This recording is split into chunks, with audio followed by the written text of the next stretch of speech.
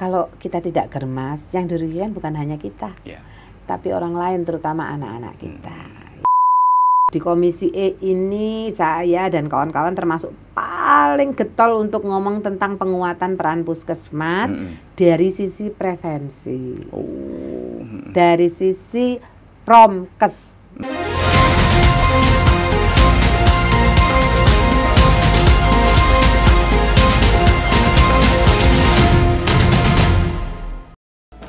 Hikmah Bafakih, perempuan inspiratif dari Jawa Timur yang telah mendedikasikan hidupnya untuk pendidikan, pemberdayaan perempuan, dan perlindungan anak. Ia lahir di Pasuruan pada 29 Maret 1971, menempuh pendidikan tinggi di IKIP Malang, dan meraih gelar magister dari Universitas Islam Malang. Dalam dunia organisasi, Hikmah Bafakih aktif di Pergerakan Mahasiswa Islam Indonesia atau PMII. Ia pernah menjabat sebagai Ketua Fatayat NU Kabupaten Malang, kemudian menjadi Ketua Fatayat NU Jawa Timur. Ia juga mendirikan Kopatara atau Komunitas Pelindungan Perempuan dan Anak Nusantara, dan menjadi pembina Warung Inklusi, sebuah rumah perlindungan untuk penyandang disabilitas. Saat ini, beliau dipercaya sebagai Ketua DPW Perempuan Bangsa Jawa Timur. Dalam dunia pendidikan, ia pernah menjadi guru di MTS, SMA, dan MA Al-Ma'arif Singosari, serta menjabat sebagai Wakil Kepala Madrasah Bidang Kesiswaan. Ia juga pernah mengabdi sebagai dosen di UIN Maulana Malik Ibrahim Malang. Selain itu, ia juga menjabat sebagai Ketua Harian P2TP2A atau Pusat Pelayanan Terpadu Pemberdayaan Perempuan dan Anak Kabupaten Malang. Melalui program Posdaya, bersama Yayasan Damandiri, LP2M UIN Maliki, dan PW Fatayat NU Jatim, ia aktif dalam pemberdayaan masyarakat desa. Hikmah Bafakih untuk Indonesia yang lebih adil, inklusif, dan bermartabat.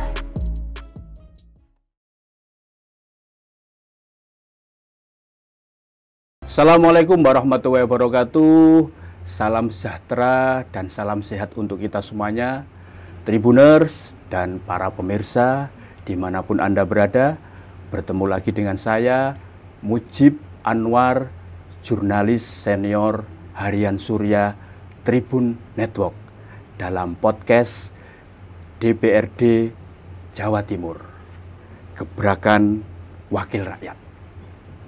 Tribuners, Gerakan Masyarakat Hidup Sehat atau Germas adalah gerakan yang bertujuan untuk meningkatkan kesadaran dan partisipasi masyarakat dalam menerapkan perilaku hidup sehat. Dengan Germas, kita dapat meningkatkan kualitas hidup dan mengurangi resiko penyakit, sehingga hidup menjadi lebih sehat dan bermakna. Untuk itu, Tribuners, dalam podcast kali ini sudah bersama kita Ibu Hikmah Bafakih MPD. Beliau adalah Wakil Ketua Komisi E Bidang Kesejahteraan Rakyat DPRD Jawa Timur. Bersama Bu Hikmah Bafakih, kita akan mengangkat tema yang sangat menarik, yakni Gerakan Masyarakat Hidup Sehat atau Germas di Jawa Timur. Untuk itu, mari kita sambut tamu istimewa kita ini pada kali ini, Ibu Hikmah Bafakih yang akrab disapa Mbak Hikmah. Assalamualaikum Mbak Hikmah. Waalaikumsalam. Mbak, terima kasih atas kehadirannya di podcast kali ini. Sama-sama. Saya juga senang ketemu lagi dengan Mas Muji. Alhamdulillah. Setelah sekian purnama ya. Iya. Ketemu. Ternyata kita satu kampus ya. Iya, ini Mbak Hikmah ini senior saya ini ternyata kan. Artinya aku wis tuwek ngono ya.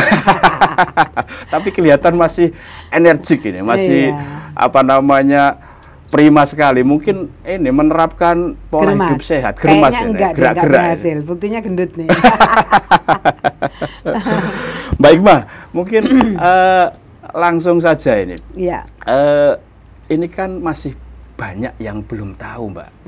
Sebenarnya gerakan masyarakat hidup sehat atau Germas ini gerakan apa sih ini? Mungkin bisa dijelaskan, Mbak, biar masyarakat di Jawa Timur itu pahamlah akan Germas ini. Monggo. Germas itu seperti Mas Mujib katakan tadi kan, ini singkatannya Gerakan Masyarakat Hidup Sehat.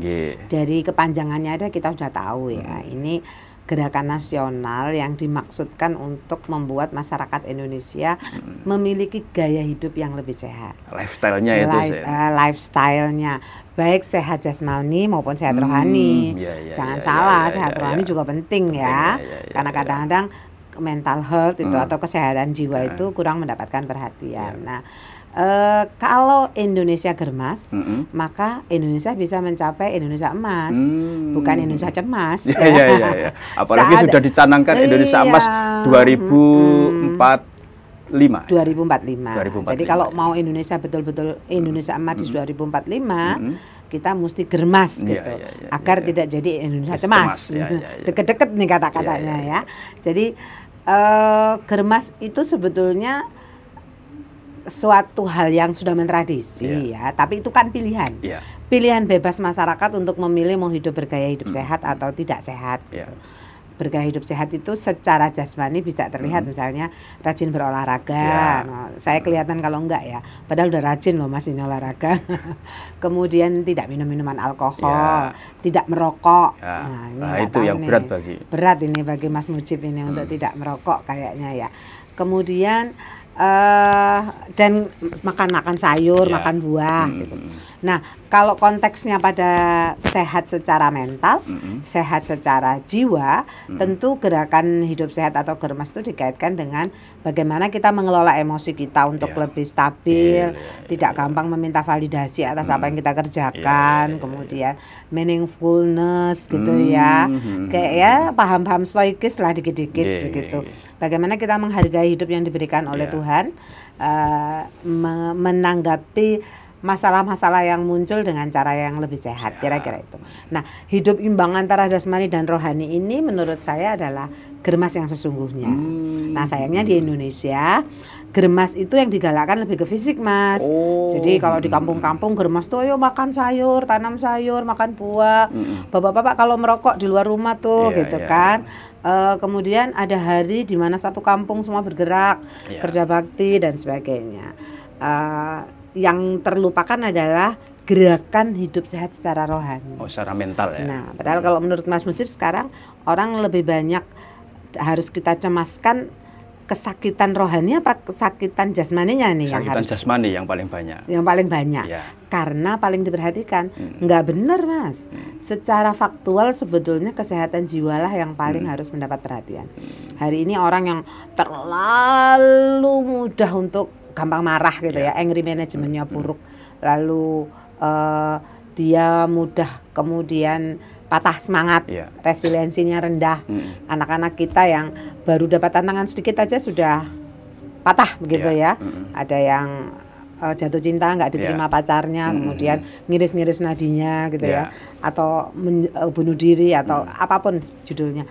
Itu kan masalah mental, dengki yang berlebihan itu masalah mental. Jadi kalau boleh saya berikan catatan, gerakan hidup sehat, gerakan masyarakat hidup sehat di Indonesia itu perlu ditekankan juga untuk sehat rohani, di samping sehat jasmani. Sama halnya dengan ini ya, kalau orang sudah berumah tangga itu nafkah itu tidak hanya nafkah lahir tapi juga harus ada nafkah batin ya. Tapi kok kenapa nafkah batin itu dibacanya selalu making love ya? Bukan loh. Ngobrol dengan suami, memiliki relasi yang bil ma'ruf, agak intimate gitu ya kan itu ya. Ada komunikasi yang intens gitu, melakukan hobi bersama, itu nafkah batin loh ya. Out bersama, terus bermain bersama, nyanyi bareng kan. Tapi nyanyi yang atau juga berolahraga bareng kan seperti itu. Mbak, terus bagaimana ini caranya untuk memasyarakatkan gerakan masyarakat hidup sehat ini, terutama agar menjadi sebuah kultur budaya di masyarakat? Iya, dalam sosiologi disebut menjadi mit gitu ya. Bergaya hidup sehat itu menjadi mitos, menjadi ideologi kita. Jadi mengideoloh bahwa kita harus hidup sehat. Kayak kita lihat tuh film-film asing itu ya. Kan kayaknya berolahraga itu menjadi bagian dari hidup. Lifestyle-nya. Kita kan belum. Belum sebagian masyarakat di perkotaan udah mulai tuh ya suka lari-lari, ada klub-klub olahraga dan sebagainya, itu udah mulai itu. Komunitas-komunitas itu ya Mbak ya. Bagaimana cara memulainya? Karena ini judulnya perubahan perilaku, maka perubahan perilaku itu susah kalau tidak dibiasakan. Nah, kan judulnya begitu ya. Konon katanya perlu 21 kali berturut-turut untuk menjadi habitasi. Misalnya cuci tangan pakai sabun di air mengalir. Untuk mengubah kebiasaan lama ke kebiasaan baru ya, habit baru itu. Anak 3 sampai 6 tahun itu kan usia-usia membentuk tata nilai itu ya. Kalau mereka diajarkan kebersihan, salah satu indikatornya cuci tangan di air mengalir pakai sabun, itu mestinya 21 kali minimal berturut-turut, maka konon katanya akan lebih potensial untuk menjadi habitasi, menjadi melekat.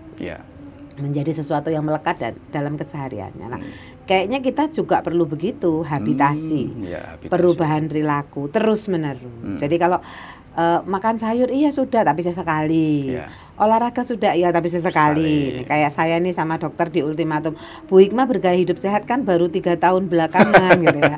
Sebelum-sebelumnya kan tidak. Maka berat badannya nggak turun-turun nih karena sekian waktu lampau bergaya hidup kurang sehat misalnya. Jadi gaya hidup sehat itu kayak tabungan gitu Mas. Kalau kita memulainya sejak awal, sejak dini, maka yang kita rasakan fisik kita sehat, jiwa dan pikiran kita sehat, itu kita rasakan dari waktu ke waktu gitu. Atau kira-kira bisa dilakukan mulai hal yang kecil dulu ya Mbak ya, kan sebelum nanti mengarah ke hal yang lebih besar dan harus sustain ya, harus terus menerus ya, tidak boleh kalau bahasa Jawanya kan dang-dang nak ya, sekarang dilakukan besok tidak, atau seperti apa? Hangat-hangat tahiyayam gitu ya. Indonesia kan sukanya begitu, bikin gerakan tanam pohon, studi tanam pohon. Seluruh pemerintah daerah bikin gerakan studi tanam pohon. Setelah itu kan pohonnya mau mati atau enggak gitu, enggak pernah lagi ada monefnya ya. Merawatnya itu ya. Nah, merawatnya itu yang karenanya kalau berupa gerakan, disebut gerakan itu kan maksudnya sesuatu yang mobile ya, nggak satu kali, tapi membangun sistem terus menerus, maka disebut gerakan nasional gitu ya. Gerakan nasional angka anti kekerasan terhadap perempuan dan anak misalnya, itu gerakan bersama terus menerus dibangun sistemnya, sama dengan Germas ini maunya begitu. Kenapa begitu? Karena beban negara ini tinggi Mas. Orang sakit ini kan membebani negara. Mas Mujib tahu enggak berapa sebetulnya perputaran uang yang di BPJS? Mau saya kasih tahu nih pemirsa ya, supaya kita punya kesadaran ya. Saya juga kaget ketika BPJS itu rakor bersama kami, mereka memaparkan. Kita kan selalu melakukan kritik-kritik terhadap BPJS di aspek layanan mereka yang kurang nice gitu ya. Pembayarannya nunggak, itu yang sering kali kepada rumah sakit gitu ya. Nunggak, klaimnya susah begitu. Ada 144 penyakit yang tidak bisa di-cover. Kemudian batas waktu untuk tinggal rawat di rumah sakit itu juga dibatasi karena BPJS dan banyak lagi yang lain. Apalagi ada terbaru ini kan ada aturan baru ya.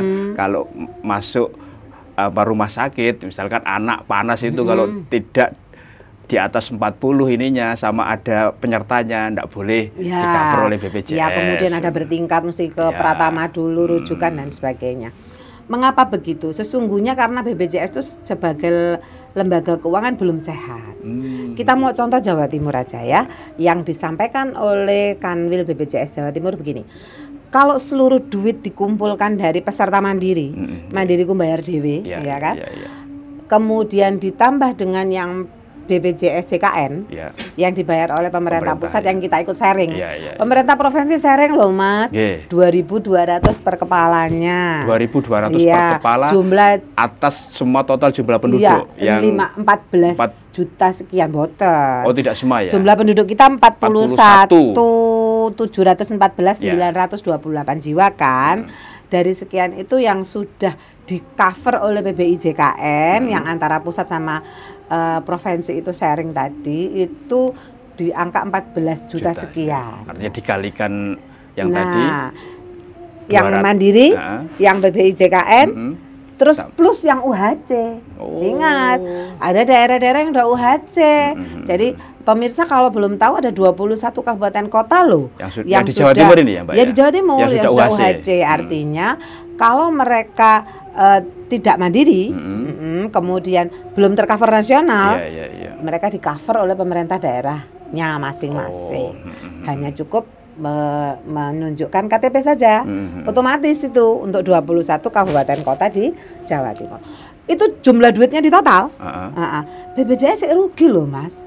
Berapa Mbak sampai nilainya? 132%. Jadi berarti mereka kurang 32%. Jadi atas kebutuhan total untuk mengcover seluruh biaya kebutuhan kesehatan masyarakat Jawa Timur itu ya? Yang dasar di puskesmas namanya kapitasi kan, ya di Pratama namanya kapitasi puskesmas, klinik Pratama namanya kapitasi. Rumah sakit berdasarkan klaim. Itu di total sak Jawa Timur kurangnya sih 32% Mas. Karena BPJS harus bayar 132%. Dari mana mereka dapat 32%? APBN Mas. Ngerogoti duit APBN. Karena sekarang coba lihat Mas Mujib, orang semakin mudah hemodialisa, ya kan, gagal ginjal.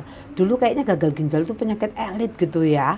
Terbaru Mbak, malah itu sekarang ternyata yang cuci darah itu banyak anak muda. Nah, itu kasus yang terbaru ini yang bikin orang stroke. Iya, stroke, gagal jantung. Nah, anak muda loh yang dulu di masa-masa kita itu kan kayaknya kalau sudah tua gitu baru penyakit elit ya seperti itu. Penyakit orang kaya lah, penyakit orang kaya lah. Dia mau melarat itu penyakitnya lah Kak, mencret, watuk, pilek, panu, kadas, kurap lah, kira-kira seperti itulah. Abe iku Joko ya. Saya hampir menyebut salah satu merek ini. Nah, oke lah. Sekarang kan tidak begitu. Kenapa sekarang angka kebutuhan hemodialisa itu melonjak drastis, yang kena fatty liver juga melonjak drastis, yang butuh diradiasi karena kanker juga melonjak. Gaya hidup. Soal lifestyle, lagi-lagi kelas. Soal germas. Oke. Jadi germas itu investasi luar biasa. Artinya tadi ya, germas itu investasi yang luar biasa kalau mau menuju Indonesia emas dengan generasi yang tidak cemas, maka germas harus disukseskan. Betul. Karena prinsipnya kan gini, sekarang kita kan secara fiskal lagi kesulitan nih ya, nasional, daerah, ada Mbak Evi datang, Mbak Efisiensi ya. Maka germas ini pilihan yang cerdas menurut saya untuk menekan. Karena kalau klaim BPJS rendah, itu kita ikut membantu negara. Membantu diri sendiri juga dong, sekaligus juga membantu negara. Mbak Hikmah, tadi disampaikan bahwa germas ini tidak hanya, menurut Mbak Hikmah, tidak hanya mestinya gerakan yang secara fisik saja, tapi juga ada gerakan mental yang imbang. Tapi agar mudah dipahami Mbak oleh masyarakat di Jawa Timur ini kan tugas DPRD Jawa Timur dalam tugas hal ini Komisi dan semua stakeholder terkait lainnya termasuk media kan untuk mensosialisasikan gerakan yang sangat baik sebagai investasi masa depan. Mbak, kalau di ini kan apa sih sebenarnya wujud nyata ini dari gerakan ini? Kalau menurut Mbak Hikmah apa? Wujud nyatanya biar itu masyarakat, apa? Capaiannya apa? Kalau aktivitasnya? Atas aktivitas maupun capaiannya. Yang goals besarnya ini kalau kita ngomong kayak logical framework-nya LSM gitu ya. Goal besarnya itu hidup sehat ya. Jasmani maupun rohani. Aktivitenya ya. Kalau secara fisik kan itu tadi olahraga, makan makanan bergizi, makan sayur ya, buah sayur, tidak minuman beralkohol, kemudian hidup seimbang. Tidak merokok. Hidup seimbang itu seimbang begini loh Mas. Seimbang itu dalam pengertian psikis juga ya. Misalnya sebetulnya kita penghasilan kita sekian. Maka kita mesti make sense dong, pengeluarannya nggak boleh besar pasak daripada tiang. Itu juga hidup seimbang. Proporsional Mbak ya. Yes, itu membuat mental kita juga terjaga sehatnya. Hidup seimbang yang lain, menghindari toxic relationship misalnya. Kalau di kantor ada temen yang toxic banget, ya udah kalau kita nggak bisa ngatasi, jangan berteman dengan yang toksik dong. Kalau kita nggak bisa ngatasin ya, kecuali kita memang mampu mengatasi. Artinya racun itu, racun kehidupan itu tidak hanya racun secara ini ya kimiawi saja, secara fisik, tapi juga racun lingkungan, racun mental. Coba, kan. Mas Mujib, kalau ngelihat misalnya ada guru yang seharusnya bisa membimbing, ini, mudah marah, nah, ya kan, mudah marah, mudah tersulut emosinya, ya karena hidupnya nggak berimbang. Ada TNI misalnya, Polri, ada kasus kan, senjata dor nembak wong. Ternyata setelah dilihat mentalnya kurang sehat, ya kan. Ada anak, ada bapak yang begitu menakutkan bagi keluarganya sebagai pelaku kekerasan. Dia masuk rumah aja seluruh anggota keluarga greges misalnya, ketakutan, kayak mau ketemu monster gitu. Kan berarti ada situasi mental yang tidak sehat di bapak itu dan menyebabkan tidak sehatnya mental orang lain. Ingat, kalau kita tidak sehat fisik, yang rugi mungkin kita sama keluarga kita terdekat ya. Tapi kalau kita nggak sehat secara jiwa, Mas, yang rugi banyak orang. Banyak orang, karena kadang tidak terlihat. Ini silent killer ya bagi orang lain juga. Bayangkan, kalau kita nggak sehat secara mental, saya nih politisi, mental saya nggak sehat, bahaya nggak Mas? Sangat bahaya. Bahaya dong, karena kita pegang wewenang yang luar biasa banyak. Ada mandatori amanat rakyat di pundak apapun namanya ya.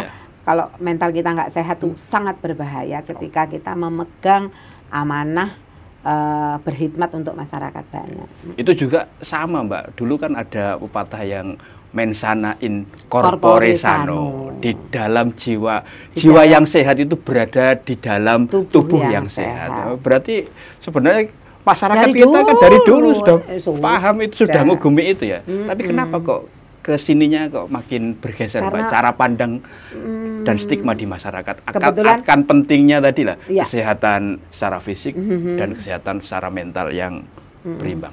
Saya sekarang sedang ambil S3, belum lulus lagi disertasi. Ngambilnya psikologi lompat nih, dari sastra Indonesia lompat ke psikologi. Dan sedang seneng dengan psikologi positif ya. Saya sedang mendalami stoik juga. Menurut saya, kenapa masyarakat sekarang cenderung begitu? Bebannya lebih berat. Beban hidup masyarakat sekarang ini berat karena tuntutan hidup juga berat. Masyarakat sekarang kan semakin materialisme, Mas. Sampai hari ini kita disebut enak uripe itu karena apa coba? Enak yo mantune yunem, saiki enak uripe duwe mantu sugih. Enak uripe itu sugih. Standarnya pada materi. Ya. Kemudian karenanya orang kan bersaing, kompetitif banget gitu ya, untuk meraih sesuatu karena butuh validasi dari orang lain nih, dianggap kaya, dianggap bisa menyenangkan mertua, bisa ngopeni anak bojo gitu ya. Ini yang bikin hidup kita nggak slow gitu ya, nggak tenang, nggak damai, keseimbangan susah didapatkan. Tidak wajar lah, hidup menjadi tidak wajar ya. Itu yang bikin mental kita juga bermasalah. Gerakan masyarakat hidup sehat atau Germas ini kan sudah di-launching mulai 2015 atau sudah 10 tahun yang lalu. Tetapi kesadaran di masyarakat atas pentingnya hidup sehat, kan, bagaimana ini sudah menjadi budaya atau kultur itu kok belum begitu terlihat. Kira-kira apa Mbak ini? Faktornya apa ini ya kira-kira faktor utamanya ini? Mungkin masyarakat belum menganggap ini kebutuhan, satu. Kedua, semua yang muncul dari pemerintah itu kok dibacanya proyektif ya, proyek gitu. Jadi kayak misalnya gini nih, ada desa siaga aktif, itu kan juga proyek pemerintah di bidang kesehatan ya, untuk kesehatan ibu dan anak. 2017 kalau nggak salah. Begitu dananya selesai juga programnya. Selesai juga programnya. Nah, mungkin Germas nih awal-awal kan dibiayai negara. Waktu dibiayai, waduh, namanya ini itu. Nah, sekarang saya lihat di kurikulum di planning ini yang terbaru, bergerak juga menjadi salah satu hal yang diwajibkan kan. Jadi sekarang harus gerak sempat ditinggalkan senam di awal sebelum masuk tuh Mas. Sekarang dimulai lagi.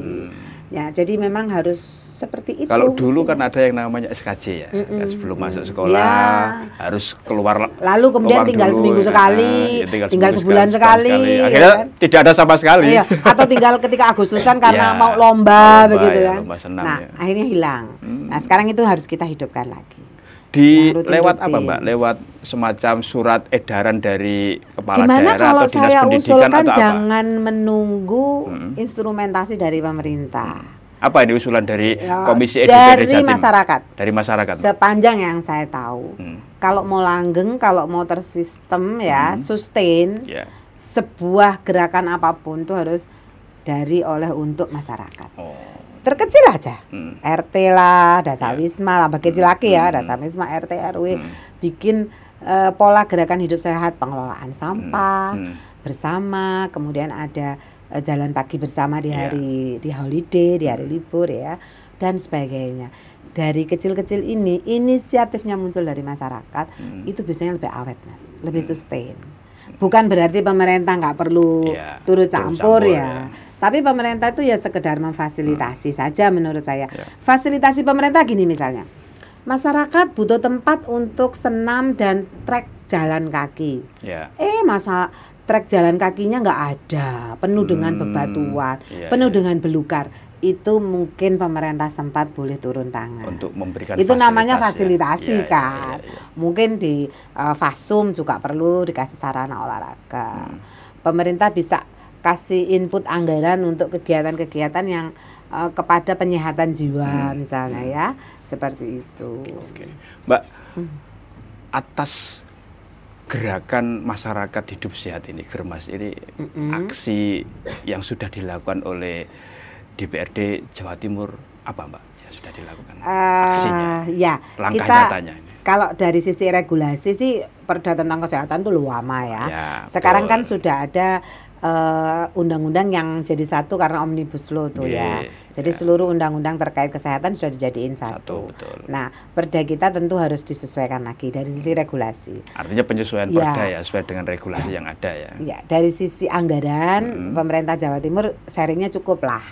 Cukup pada batas yang ditentukan untuk sharing di bidang kesehatan. Dari sisi Komisi E gitu ya, advokasi untuk perbaikan kinerja BPJS di wilayah Kanwil Jawa Timur sering kita lakukan. Kita ini rodok kereng kalau ke BPJS ya. Misalnya karena kita dapati data kayak gini nih, rumah sakit kita tuh nyaris sambat ya. Antrian di Sutomo, di Rumah Sakit Saiful Anwar, di Sudono Madiun tuh enggak karu-karuan. Haji juga ya. Haji juga, rumah sakit haji juga. Antrinya luar biasa panjang. Kenapa? Karena yang tipe rumah sakit tipe di bawahnya gampang ngerucuk nih Mas. Rujuk. Kenapa mereka nggak mau merawat?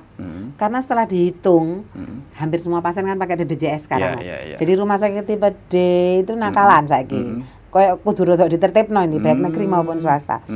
Tapi mereka melakukan perilaku nakalan itu juga karena mereka ngitung coverage BPJS kalau mereka tahan pasien itu untuk dirawat, sekalipun sebetulnya mereka mampu untuk merawat, itu mereka rugi gitu loh. Maka mereka main lempar. Main lempar ini kan rumah sakit besar juga boleh kemudian menolak ya. Kalau IGD-nya penuh, ruang rawatnya penuh kan tidak akan diiyakan juga, tidak akan di-yes juga perujukan ini. Jadi ini yang buntu-buntu kayak gini ini coba kami urai. Sumbatan-sumbatannya itu diurai untuk semua layanan ya, rumah sakit.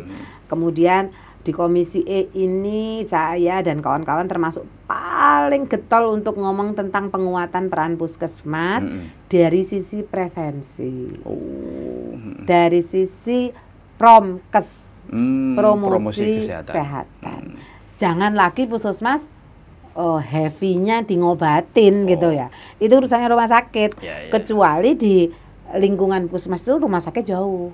Oke lah, ada puskesmas rawat inap. Artinya gerakan masyarakat hidup sehat itu bisa menjadi backbone agar masyarakat, khususnya masyarakat Jawa Timur itu lebih menekankan promotif, preventif dulu. Betul, jangan kuratif ya Mbak. Jangan kuratifnya.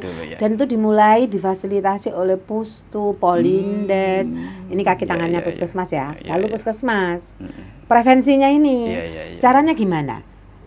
Di wilayah X pesantren di situ sekian, sekolah di situ sekian. Maka Pustu, Polindes, puskesmas wajib kunjung Untuk apa? Periksa mata, periksa gigi, periksa telinga, periksa kesehatan umum anak-anak, ya kan?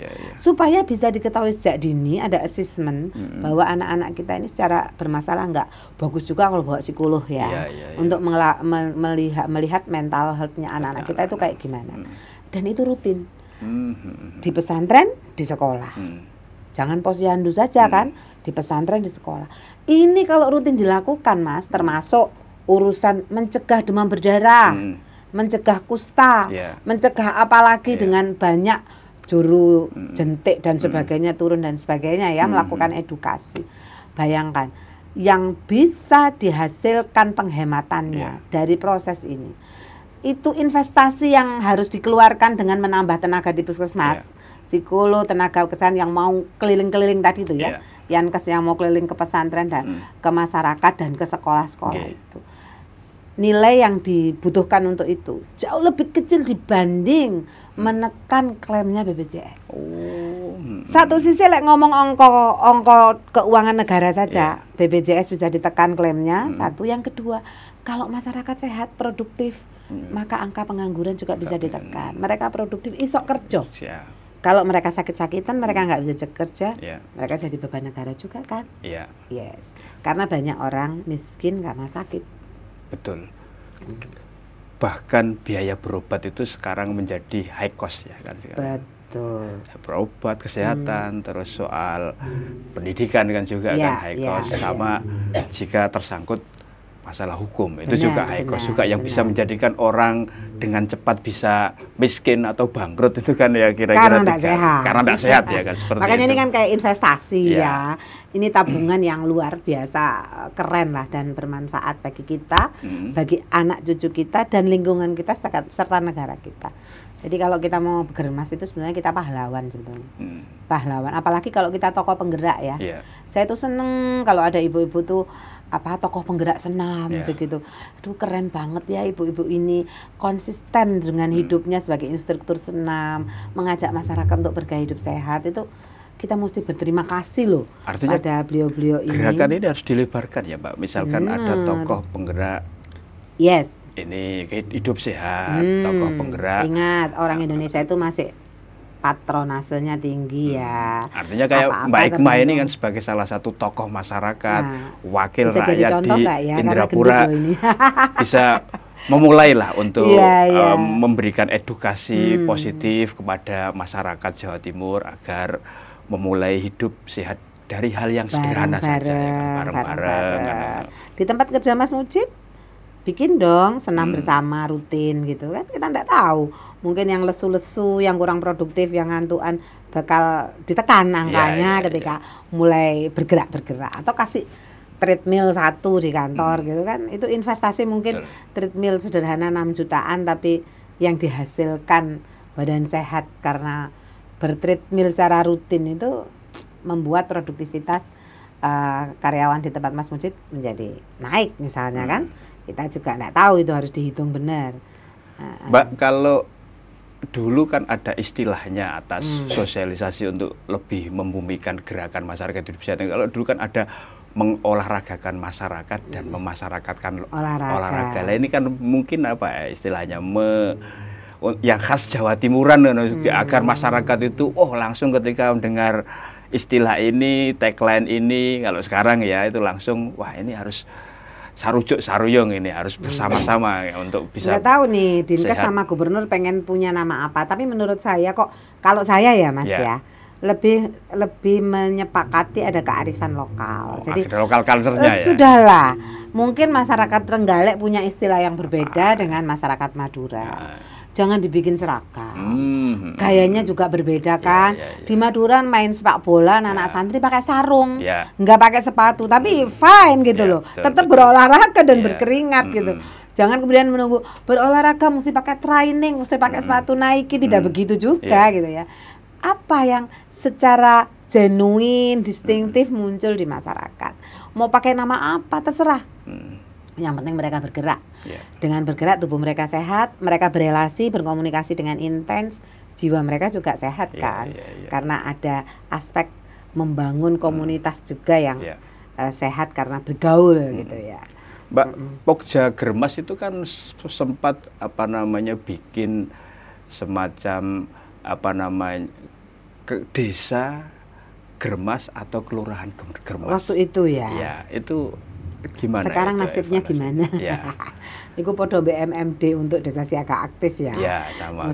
Musyawarah masyarakat desa. Ya gitulah Mas. Yang semua titik sentralnya, yang titik sentralnya itu ditempatkan di Posyandu Oh, Posyandu ya. Di Posyandu. Saya bahkan sudah gerakan lupa.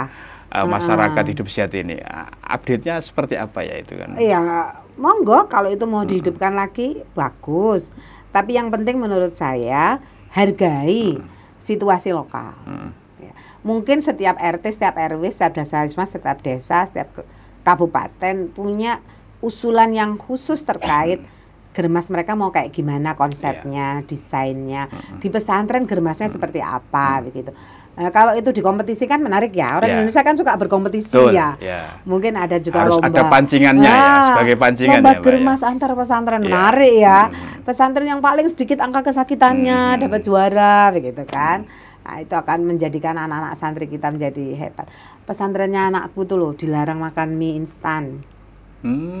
Di mana, Mbak? Di Sidogiri. Oh, iya. Yang jumlahnya puluhan ribu ya. Tidurnya berdempet-dempet. Tapi anak saya lebih sehat karena di rumah kan susah ya menahan dia untuk tidak makan mie instan. Jadi memang dilarang makan mie instan. Iya. Di semua swalayan di dalam itu tidak ada mie instan, tidak ada minum-minuman kecuali air putih, air mineral dan susu. Nah, ini kan artinya ada upaya tuh. Saya pikir pesantren lain, sekolah lain, kelurahan lain, kabupaten kota lain punya dong upaya-upaya untuk bikin sesuatu yang gebrakan gitu ya. Kalau itu dalam bentuk regulatif bagi masyarakat, nanti ketika masyarakat digerakkan itu menjadi self regulation namanya. Secara psikologi itu disebut sebagai self regulasi. Jadi regulasi pada diri sendiri yang sudah mengakar gitu kira-kira. Artinya itu bisa ya dilakukan juga oleh banyak lembaga pendidikan lain di Jawa Timur. Paling enggak dari situ anak-anak itu menjadi paham betul bahwa oh ini makanan atau minuman yang sehat bagus untuk tubuh atau tidak kan seperti itu. Karena tadi di awal kan sekarang kalau dulu itu penyakit yang ditakuti salah satunya kan penyakit paru-paru. Nah sekarang ini penyakitnya rupa-rupa. Nah kira-kira penyakitnya itu rupa-rupa. Tubuh kita ini kayak etalase penyakit ya. Semua serba ada. Rupa-rupa tadi Pak. Seperti itu. Berbahaya banget. Dengan kalau misalnya juga anak-anak dikenalkan tentang toxic relationship yang harus dihindari. Itu kan untuk menghindarkan mereka dari penyakit mental juga tuh Mas Mujib. Mbak, ini kan penting sekali ya, agar gerakan masyarakat hidup sehat ini tidak hanya sebatas sebagai program saja, jargon, tapi juga menjadi kultur atau budaya di masyarakat. Apa menurut Mbak Hikmah pekerjaan besar atau PR lah yang utama bagi pemerintah dan stakeholder terkait lainnya? Memulai kembali edukasi dari awal. Mengkampanyekan kampanyenya dalam berbagai bentuk ya di media sosial terutama segmented kampanyenya. Kalau untuk anak muda ya jangan dengan istilah-istilah yang mereka nggak asik gitu ya. Pakai istilah yang mereka seneng gitu kan. Sekarang lari kan run apa kayak woman run apa macam-macam gitu. Night run kan lari malam kan sekarang ini apapun namanya. Jadi sesuai segmennya, sentuhannya, fasilitasi edukasi. Kemudian melakukan fasilitasi fisik, infrastrukturnya juga agar kegiatan berolahraga itu digemari. Nah untuk soal kesehatan mental, menurut saya ya perbanyaklah layanan psikolog yang yang kemudian bisa di cover oleh BPJS, oleh pemerintah ya. Sekarang psikolog belum ada di puskesmas loh Mas, belum ada di puskesmas. Padahal kalau ada psikolog di puskesmas, ada keluarga yang relasinya sedang bermasalah, misalnya mereka bisa konsultasi keluarga, misalnya kan, apapun namanya. Kalau di sekolah itu kan dulu artinya fungsi guru BK itu harus menjadi ini ya, bukan jadi guru tatip ya, tapi betul-betul guru yang bisa memberikan edukasi kepada siswa agar paham betul ya soal kesehatan, terutama kesehatan mental ya, Mbak ya, kalau guru BK ya. Di luar itu setelah edukasi, setelah memberikan sarana prasarana yang cukup, saya pikir untuk lini pengobatan, maka tata laksana layanan BPJS itu mungkin terus harus terperbaiki ya. Yang kuratifnya ini ya, Mbak. Yang kuratifnya. Jadi bagaimanapun BPJS itu sudah mendapatkan amanah yang super duper keren loh. Single insurance, single health insurance, satu-satunya di Indonesia, nggak pakai asuransi lain tuh, kita mesti BPJS.